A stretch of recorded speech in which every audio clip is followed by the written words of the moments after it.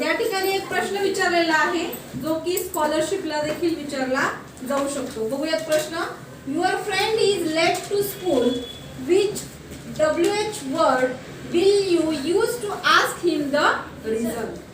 तुमच्या मित्राला शाळेत यायला उशीर झालेला आहे आणि त्याला तुम्हाला कारण विचारायचंय, तर तुम्ही खालीलपैकी कोणता WH वर्ड वापरसाल?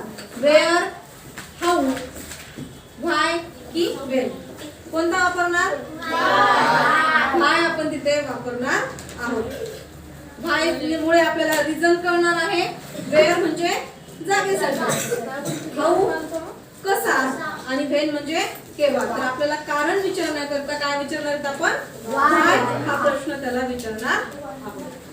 बघूयात WH प्रश्नार्थक शब्द आणि त्यांचा वापर.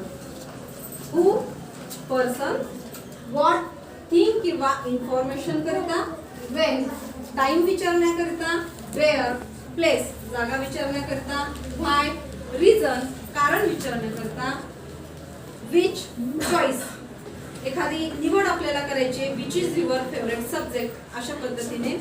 त्यानंतर हुचा वापर आपल्याला पोझिशन म्हणजे कोणाची मालकी आहे अशा संदर्भात विचारायचं असेल तर आपण हुज या प्रश्नार्थक शब्दाचा वापर करू शकतो.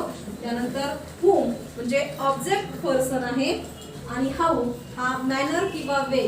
हाऊ आर यू तू कसा आहेस, हाऊ यू कॅन मेक दिस तू हे कसं बनवलंस, या अर्थाने हाऊ हा प्रश्नार्थक शब्द विचारला जाऊ शकतो. जरी हाऊचा सुरुवात H O ने होत असली तरी पण तो WH क्वेश्चन वर्ड्स मध्येच येतो.